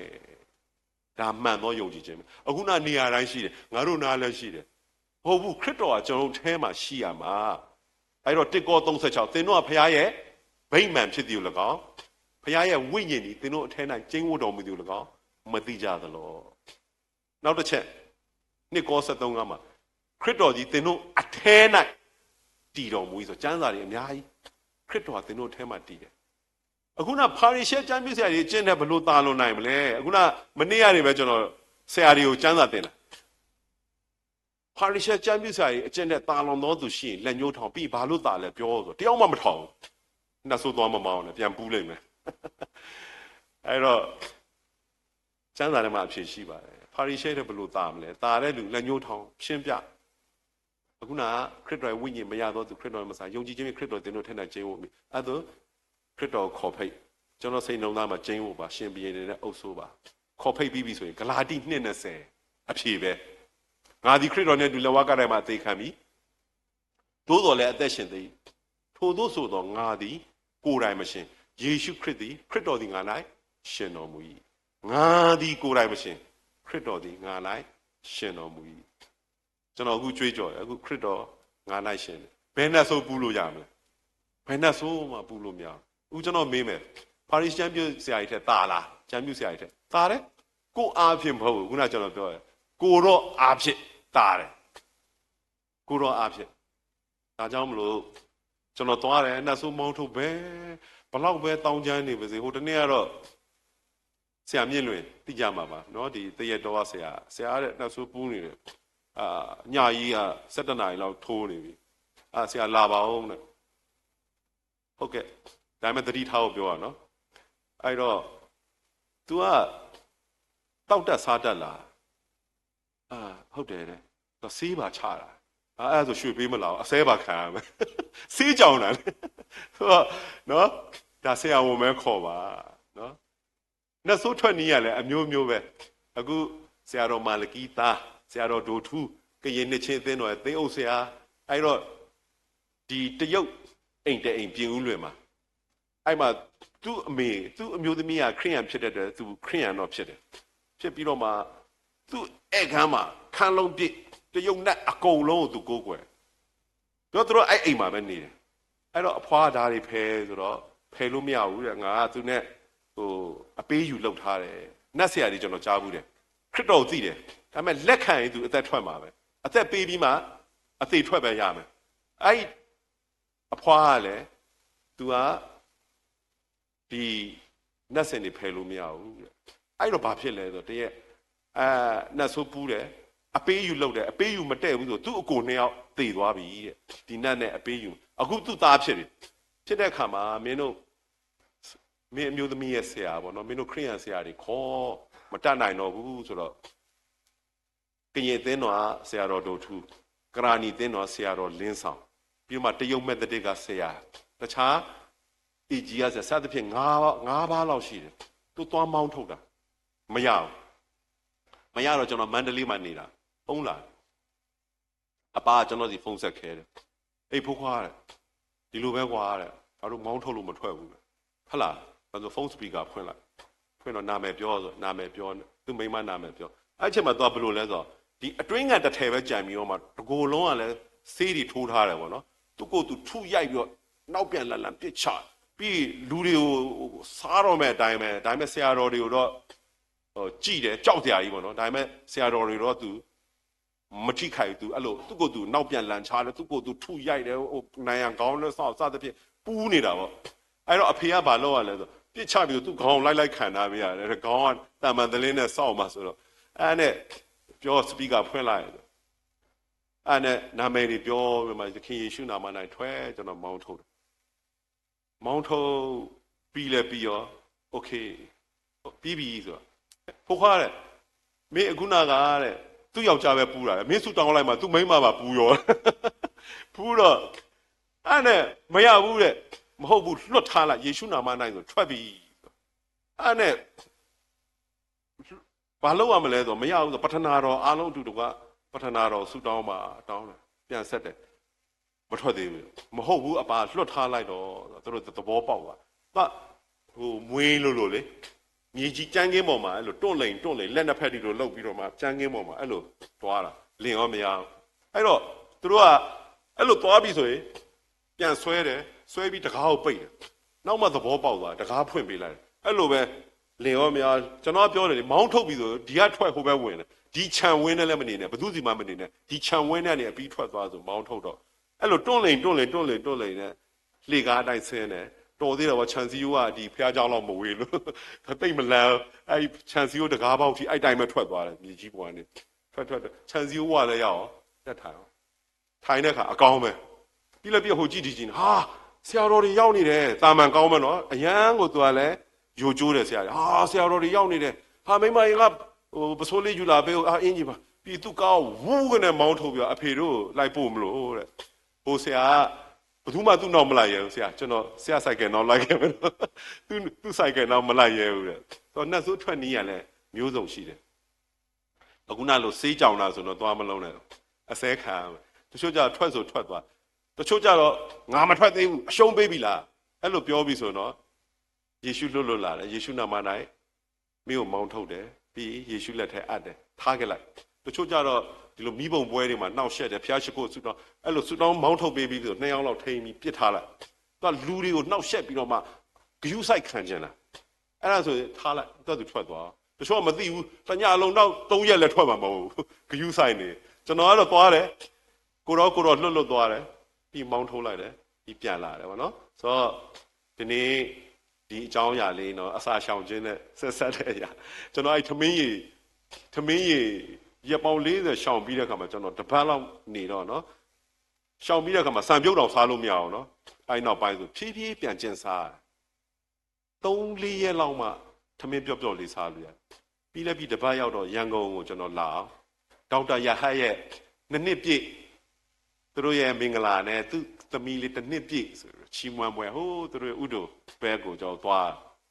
ပြန်လာတဲ့အခါမိုးချုပ်ပြီးကျွန်တော်လိုင်းကားပေါ်တက်တဲ့အချိန်မှာလူတယောက်ကျွန်တော်လည်းမြင်အော်ကြောက်လန့်ပြီးတော့မှသူနေလို့မရတော့ဖြစ်ချင်တော့နေရလဲသူ့ဘေးနာသွားထားကျွန်တော်လည်းထီရောအဲ့မှာသူ့အသားတွေကကြောက်တုံးလို့မာနေပူးတော့တာဆိုတော့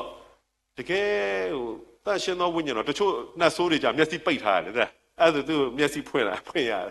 ဆိုတော့ကိုယ့်မျက်လုံး face is the mirror of the heart that do people see Jesus in jaw ဆိုတာနှလုံးသားထဲမှာယေရှုကိုသူမျက်လုံးကနေအဲ့မျက်လုံးချင်း eye contact နှက်ဆိုးမောင်းထုတ်နေတယ်လေအမျိုးပဲကြည့်လိုက်တဲ့အခါမှာအဲ့လိုပေါ့နော်ဆိုတော့ဒီအကြောင်းအရာလေးပေါ့လေခုနအစာရှောင်ခြင်းဆုတောင်းခြင်းမှတပါထို့မျိုးစီမထွက်တာအဲ့တော့မနေ့ကကျွန်တော်အဖြောက်ပါလေနော်ဖြောက်မှာကျွန်တော်အဲ့လိုစမ်းစာတင်တယ်သူတို့အဲ့လိုတွေ့တယ်တဲ့တွေ့တဲ့အခါမှာကျွန်တော်တို့မောင်းထုတ်လို့ရလားဆုတောင်းခြင်းအစာရှောင်ခြင်းလို့ဥမာအနည်းဆုံးတစ်ပတ်တစ်ရက်ဥပမာတောက်ကြလားစနေလားမတတ်မှတ်နဲ့နော်တချို့အမှုတော်ဆောင်ဆရာတွေကျွန်တော်သူတို့ခမဆရာလာမယ်ဆိုပြီးမှအိမ်ကကြက်ကလေးပေါ်ပြီးမှချက်ပြုတ်တာကျွန်တော်အစာရှောင်တယ်အဲ့လိုတော့မလုပ်နဲ့ဘူးအဲ့ဒီစားပလိုက်အာရပါနောက်နေ့ရွှေ့ရှောင်လာနှုတ်ကပညတ်တရားအောက်ဖြစ်သွားမယ်တစ်ပတ်တစ်ရက်လောက်တက်လွတ်ဖြစ်စေနော်ညနေစာမစားဖြစ်စေတနေကုန်ဖြစ်စေနော်ဖះဖော်ပြတယ်လို့အစာရှောင်တယ်ဆိုတာကျွန်တော်တို့ကဇာတိကိုကျွန်တော်တို့ကချိုးဖက်ပြီးတော့ဝိညာဉ်ကိုနေရာပေးခြင်းပဲတော့အစာရှောင်ခြင်းနဲ့ပတ်သက်ပြီးတော့မှအချုပ်ပြောရမယ်ဆိုရင်တော့ကိုယ်စီမှာခွေးဖြူနဲ့ခွေးမဲလေးနှစ်ကောင်ရှိတယ်ဒါကိုခွေးပဲခွေးဖြူကလိမ်မာတယ်သခင်ကိုလည်းတိတတ်တယ်ဒါပေမဲ့ခွေးမဲကစိုးတယ်ပြီးတော့သူတို့နှစ်ကောင်တစ်ချိန်လုံးကြိုက်ကြိုက်လိုက်ပြီးဆိုခွေးဖြူလေးကရှုံးတယ်ခွေးဖြူကိုနိုင်စေချင်တယ်ဘာလုပ်မလဲအလွယ်လေးပဲပေါ့နော်ခွေးဖြူကိုအစာလျှော့ကျွေးလိုက်ခွေးမဲကိုအစာလျှော့ကျွေးလိုက်ခွေးဖြူကိုကောင်းကောင်းကျွေးလိုက်နောက်ပိုင်းကြိုက်ပြီဆိုရင်ခွေးဖြူကနိုင်တော့ခွေးမဲကမကြိုက်ရဲတော့အစာရှောင်တယ်ဆိုတဲ့သဘောကဒီလိုဇာတိနဲ့ဝိညာဉ်စစ်ပြိုင်ဆိုတော့ကျွန်တော်ဝိညာဉ်ကိုနေရာပေးခြင်းဖြစ်တယ်ပေါ့နော်ဒါကတော့ကျွန်တော်တို့အစာရှောင်ခြင်းဆိုတော့ကြံချက်တွေကတော့ဆရာတို့လည်းသိမှာပဲပေါ့နော်ဒီအစာရှောင်ခြင်းနဲ့ပတ်သက်လို့ဒါလေးကိုမျှဝေခြင်းဖြစ်တယ်ကျွန်တော်အချိန်နည်းနည်းကြံသေးတယ်နော်ဆရာ10မိနစ်15မိနစ်လောက်အခုနဒေသန္တရအေယုံဂေလိအကြောင်းနည်းနည်းလေးပြောခြင်းတယ်နော်ဖခင်ရဲ့အလိုတော်ကလူသားတိုင်းကယ်တင်ခြင်းရောက်ပြီးတမန်တရားသိဖို့တိနှစ်လေးလေနော်အလိုရှိတယ်ဆိုတော့လူတိုင်းကယ်တင်ခြင်းရောက်ဖို့အတွက်ယုံကြည်ခြင်းအားဖြင့်ပဲဒီယုံကြည်ခြင်းကဘယ်ရလဲဆိုကြားနာခြင်းဆိုတာလေဘုရားရဲ့စကားတော်ပဲဆိုတော့မဟောပဲမကြားနိုင်မကြားပဲမယုံနိုင်ဆိုတော့ဒီနေ့90%သောမယုံကြည်သူတွေကဘုရားကျောင်းထဲကိုမရောက်ဘူး အဲ့တော့ကိုကဖျားเจ้าထဲမှာပဲပြောမယ်ဆိုရင်အပြင်လူမကြားတော့အခုကျွန်တော်လိုက်ပြီးတော့တိတ်တက်စင်ခေါ်ရမယ်လမ်းအဲ့လိုသဘောမဟုတ်ပါဘူးကျွန်တော်ဝေစာလေးဝင်လွယ်ဆုလေးတောင်းပေးလို့ရတယ်ပေါ့နော်ဖျားတယောက်တစ်မျိုး gift ပေးထားတာအဲ့တော့85ရာခိုင်နှုန်းသောသူတွေကကြားချင်ကြတယ်နော်ဒါပေမဲ့69ရာခိုင်နှုန်းလောက်သောသူတွေကနော်ဒီနေ့ခရိယန်တော်တော်များ69ရာခိုင်နှုန်းလောက်ကခရစ်တော်ကြောင့်တော်တာမပြောကြတဲ့အတွက်ကျွန်တော်တို့ပြောပြဖို့လိုတယ်ဘာလို့မပြောလဲဆိုတော့နံပါတ်1ကတော့ဘယ်လိုပြောရမှန်းမသိဘူးနံပါတ်2ကျတော့ကိုညင်းပယ်လိုက်မှကြောက်လဲကြောက်เสียပဲကျွန်တော်တို့ဘူရာယုံမှာသွားမှာဘသူတရားဟောရမယ်ဘသူပြောရမလဲအမေဦးကြီးတယောက်ကဆေးလိပ်ကြီးပေါ့စိတ်ပြက်လက်ပြက်ထိုင်နေကောင်းလားကောင်းပါလေကွရထားလက်မမရလို့ကွအားနဲ့ထားကျွန်တော်စကားနဲ့ပြောရသခင်ယေရှုအကြောင်းကြားဘူးလားကျွန်တော်ပြောပြဒီမှာလက်မမရလို့စိတ်ညစ်နေရတယ်ကြာဘာသခင်ဘောင်းထုတ်တာဆိုတော့ကြောက်လဲကြောက်เสียပါပဲပေါ့နော်တချို့က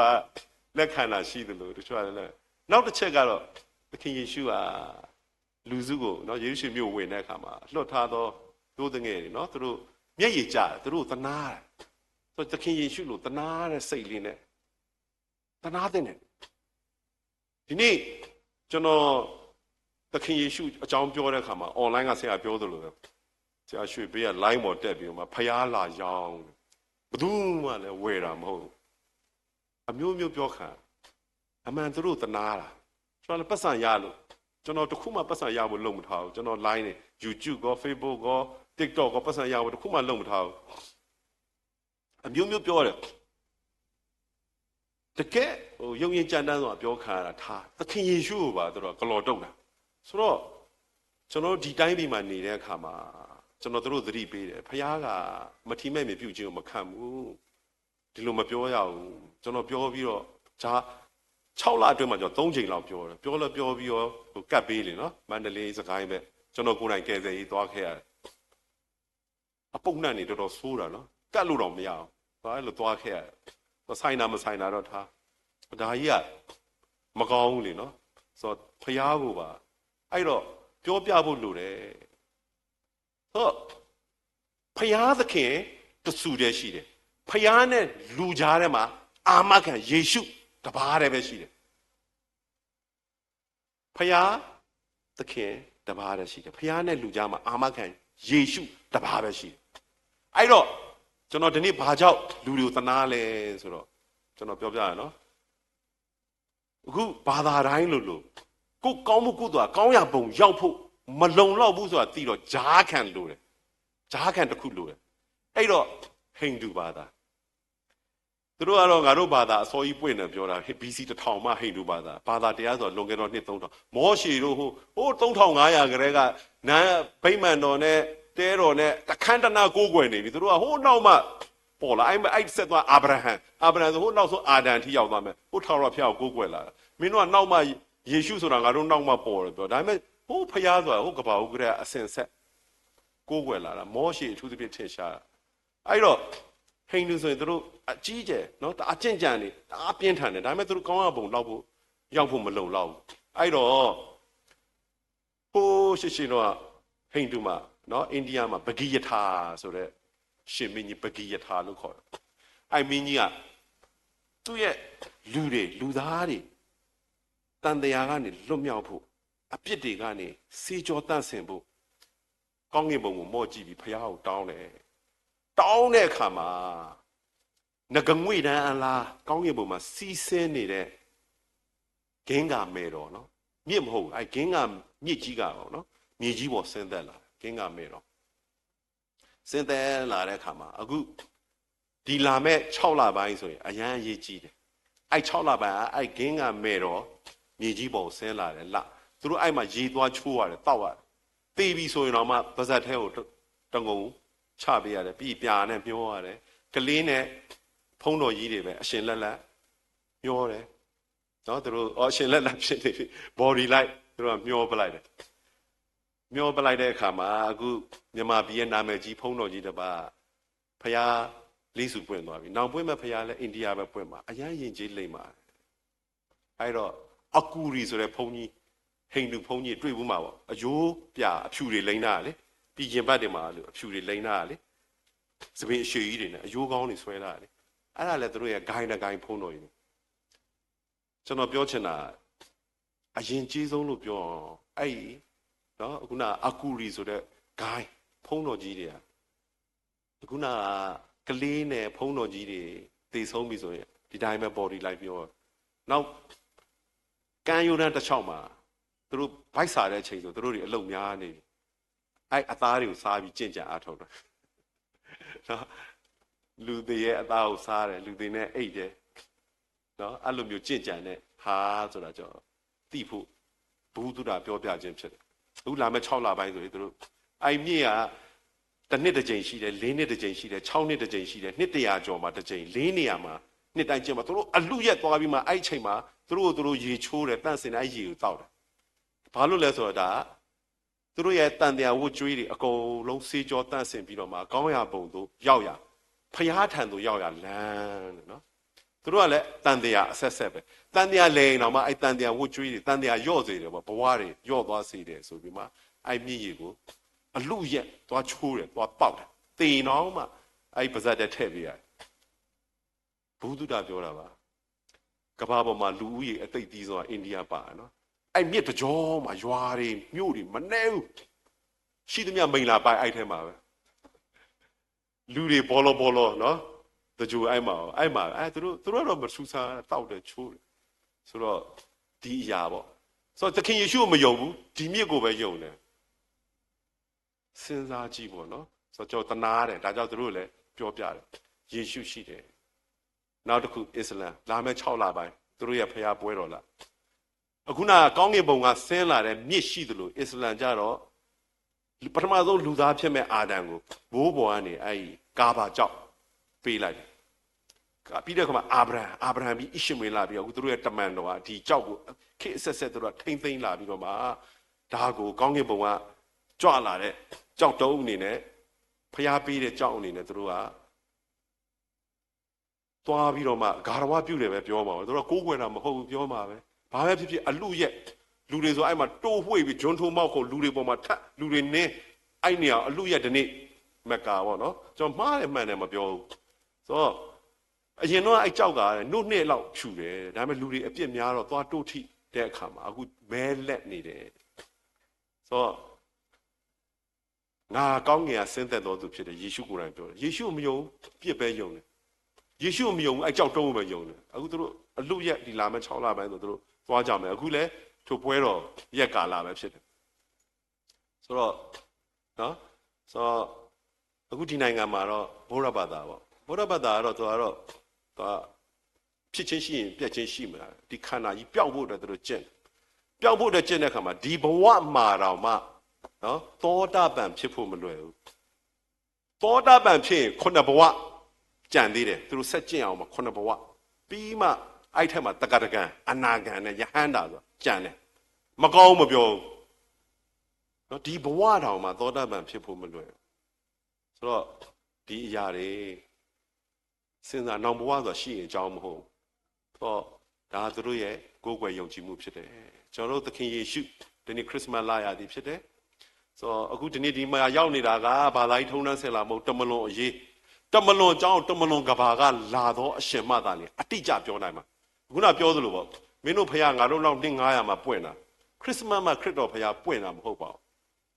သခင်ယေရှုကြွဆင်းလာမဲ့အကြောင်းကိုတမန်ကျမ်းစာထဲမှာ39ကျမ်းလုံးမှာဖွားမြင်မဲ့အရာပြုမဲ့အမှုအစိုးမိတ်အကုန်လုံးသက်တော်စဉ်ကြိုတင်ရေးသားထားပြီးသားပဲအဲ့တော့သူတို့ကခေတ်ဆက်ပြုပြင်ရေးတယ်ပြောပြီးမယ်1940စာငန်အိုင်နာမှာ BC 300လောက်ကဓမ္မဟောင်း39ကျမ်းကိုရေးသားထားတဲ့ကျမ်းစာလိပ်တွေပြန်လည်ပြီးတွေ့ရှိတယ်20ရာစုရဲ့အကြီးမြတ်ဆုံးသောရှာဖွေတွေ့ရှိမှုလို့ဒီနေ့မှတ်တမ်းတင်ထားတယ်အဲ့ဒါအခုအင်တာနက်ကနေလည်းဖတ်လို့ရတယ် Dead Sea Bible Scroll ဆိုယေရုရှလင်မှာသူတို့ထိမ့်သိမ်းထားတယ် Dead Sea Bible Scroll ဆိုပြီးပါ online ကနေဖတ်လို့အဲ့ဒါကျွန်တော်လေ့လာယူနာဘီဘဲလင်မြို့လူသားတိခံမယ်ဆိုတာဖတ်လို့ရလားရတယ်ကျွန်တော်ကျမ်းအားလုံးနီးနီးဖတ်လို့ရတယ်ဧသဒဝတ္ထုကလွဲပြီးအထူးသဖြင့်သခင်ယေရှုအကြောင်းရေးထားတဲ့ဟေရှာယဆိုအစမှအဆုံးတိုင်ဖတ်လို့ရတယ် B BC 300ယေရှုမကြွဆင်းမီဆိုတော့ထိုအရှင်ကယူဒာပြည်ဘဲလင်မျိုးတကယ်ပဲကြွဆင်းလာအဲ့တော့ဘုဒ္ဓဂျူးအောက်ကခရိယန်ခွဲထွက်သွားတာလားမဟုတ်ပါဘူးထိုကျမ်းအတိုင်းပဲယူဒာပြည်ဘဲလင်မျိုးမှာသခင်ယေရှုကြွဆင်းလာသူတို့လက်မခံတော့လက်မခံလဲပြီးတော့ပေါ့အခုယေရှုကိုသူတို့မျှော်တော့မျှော်နေတော့မယ်အခုယေရှုကိုယေရှုအဲ့တိုင်းပဲကျမ်းတိုင်းအကုန်ပြည့်စုံတယ်သူတို့လက်မခံနောက်တစ်ချက်လူအသိရင်ပဲရောက်မလဲတမလို့အကြောင်းပြောတယ်လို့သေခြင်းတရားကိုအောင်ဖို့လိုတယ်သေမှသိမှာပေါ့သေရင်ပဲရောက်မလဲသခင်ယေရှုဟာကျမ်းစာလာတဲ့အတိုင်းငါတို့အပြစ်တွေအသေးခံတယ်တကြိုပြီးမှကျမ်းစာလာတဲ့အတိုင်း3ရက်မြောက်မှာရှင်ပြန်ထမြောက်ဆိုတော့ကျွန်တော်တို့တနင်္ဂနွေဝတ်ပြုတာဘာလဲတနင်္ဂနွေသခင်ယေရှုရှင်ပြန်ထမြောက်ဟာနေ့အဲ့တော့ C.S. Lewis က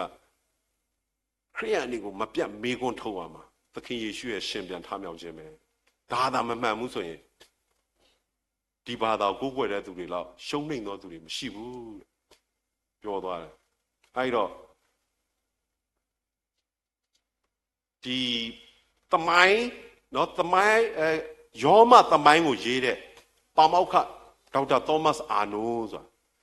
သမိုင်းပညာကိုလေ့လာရမှာတစ်ဖက်ကန်းခန့်အောင်ကျွမ်းကျင်သူဖြစ်ကဘာကလေးစားရတဲ့ပုံကိုယ်လည်းဖြစ်တယ်လို့ဒီယောမသမိုင်းကြီးကိုရေးတဲ့သမိုင်းပညာရှင်လည်းဖြစ်အဲ့တော့သူ့အချိန်မှာယေရှုကပေါ်ထွန်းခဲ့တာလူတွေကမေးတယ်ဆရာကြီးသခင်ယေရှုသေခြင်းကရှင်ပြန်ထမြောက်ခဲ့တယ်ဆိုမှန်လားအဲ့ဒါပြောပျောက်သွားသူပျောက်သွားတော်တော်ကြာမှသူပြန်ပေါ်လာအခုနယေရှုရှင်ပြန်ထမြောက်ဆိုမှန်လားထပ်မေးတယ်သူပြောတယ်ကျွန်တော်ကသမိုင်းတစ်ခုကိုလေ့လာရင်အချိန်အများကြီးပေးပြီးလေ့လာထိုသမိုင်းကိုရေးတဲ့ရှင်မသက်ရှင်မကုရှင်လူကရှင်ယောဟန်နောက်ခံသမိုင်းမှာကျွန်တော်လေ့လာခဲ့တဲ့သမိုင်းတွေထဲမှာသခင်ယေရှုရှင်ပြန်ထမြောက်ခဲ့တယ်ဆိုတဲ့သမိုင်းကစိတ်အချဆုံးသမိုင်းဖြစ်တယ်လူတို့လက်မခံလဲကဘာအဆက်ဆက်တည်နေမှာပဲသူဖျားမကလို့ငါတို့မကိုးကွယ်ဘူးကွာမကိုးကွယ်လို့ရတယ်ယေရှုကတော့ဖျားပဲနော်ဒါကြောင့်မလို့သခင်ယေရှုကရှင်ပြန်ထမြောက်ခဲ့တယ်သခင်ယေရှုကိုသူတို့မယုံဘူးကြောက်ခဲပြီးပဲယုံတယ်မြစ်ကြီးကိုပဲယုံတယ်ဒါသူတို့ရွေးချယ်မှုပဲဘဝအဆက်ဆက်ကျင့်မယ်လက်တန်တရားလက်ချင်းကိုပဲကြိုက်တယ်ဒါသူတို့ရွေးချယ်မှုပဲဒါပေမဲ့နော်ကျွန်တော်တို့ကယေရှုကဲ့သို့သူတို့တနာကျင်နာသောစိတ်နဲ့ဆုတောင်းပေးပါနောင်ဘဝမှာမီးစင်ကြည့်ကလို့မရအောင်သခင်ယေရှုကနောက်ဆုံးထွက်တဲ့အထိအခွင့်အရေးပေးထားတယ်ပေါ့နော်ဖခင်ကလည်းချစ်ကနေရှိစီရင်မဟုတ်ပါဘူးခန္ဒီတော်နဲ့ပြေဝပါတယ်နောယေဆိုနှစ်ပေါင်း120တိုင်နဲ့သင်္ဘောတိဆောက်ရင်းနဲ့နောင်တရဖို့ဟောတာမယုံလို့သူတို့စီရင်ခံရတာအဲ့တော့ဖခင်ရဲ့သဘောတော်ကနံပါတ်1အပြစ်ရှိသူကိုအပြစ်ရှိသည်လျောက်မျက်နှာမလိုက်ပဲစီရင်တတ်တဲ့တရားသူကြီးဖြစ်တယ်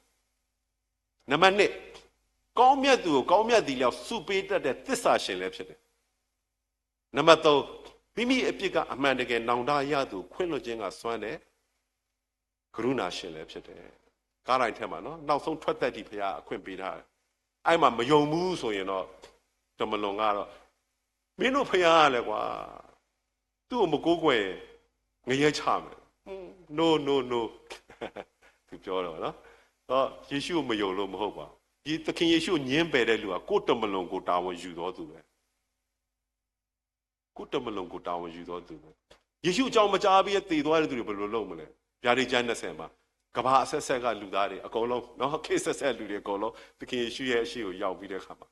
အသက်စာဆောင်ဖွင့်တာအခြားသောစာဆောင်တွေလည်းဖွင့်တာမပူပါနဲ့သူတို့နေ့တိုင်းဘာလုပ်လဲဖခင်သပင်းတော်အကုန်စင်ရေတွက်တာဘာလုပ်လဲညာလို့မရဘူးသူတို့အကျင့်လျောက်ဖခင်စီရင်မယ်ဖခင်တရားပါနော်ဆိုတော့သခင်ယေရှုညင်းပယ်တယ်ကိုယ်တမလုံးကိုတောင်းတယ်ယုံလောက်သောသက်တည်အများရှိမယုံလေအပြစ်စီရင်ခြင်းနဲ့အဘယ်သူလွတ်နိုင်မည်နည်းနော်နောက်တစ်ချက်ကတော့ငါမှတပါအခြားသောဖခင်ကိုမကိုးကွယ်ရဆိုရင်ဖခင်အင်မတန်အတ္တကြီးတဲ့ဖခင်ဖြစ်တယ်အဲ့ဖခင်ကိုငါတို့မကိုးကွယ်ဘူးငါတို့သဘောထားကြီးတယ်ဖခင်တွေအားလုံးလက်ခံတယ်ကျွန်တော်အလွယ်လေးပဲပြောလိုက်ပါတယ်ကိုယောက်ျားအဖေဖြစ်လို့သဘောထားကြီးယောက်ျားတွေမြင်တိုင်းအဖေလို့လိုက်ခေါ်မလားခေါ်တဲ့ကလေးတွေ့ဘူးကျွန်တော်တရားဟောတာအဲ့လိုပဲကလေးတရားကိုသင်ပေးတာလိုက်သမျှအဖေခေါ်တော့အဖေကဒေါသထွက်တာပေါ့နော်ငါကလွှဲရင်ဘယ်သူမှအဖေလို့မခေါ်ရဘူးမှန်တော့ဖခင်ငါမှတပါအခြားသောဖခင်မကိုးကွယ်အဲ့ဒီဖခင်ကငါဖခင်ဖြစ်တယ်ကိုးကွယ်ပါလို့ပြောခဲ့လားငါကငါဖခင်ဖြစ်တယ်ဆိုတော့ စကားရှိငါအခုချင်းချင်းကိုကိုယ်မယ်ယောဟန်73မှာတင်းတို့ငါ့အရှင်ဖျားလို့ခေါ်တယ်တင်းတို့ခေါ်ဆိုတဲ့အတိုင်းငါမှန်တယ်ပြောခဲ့ပါတယ်အဲသူတို့မတွေ့လို့ပါအဲ့လိုလူလည်းရှိပါတယ်ဒီနေ့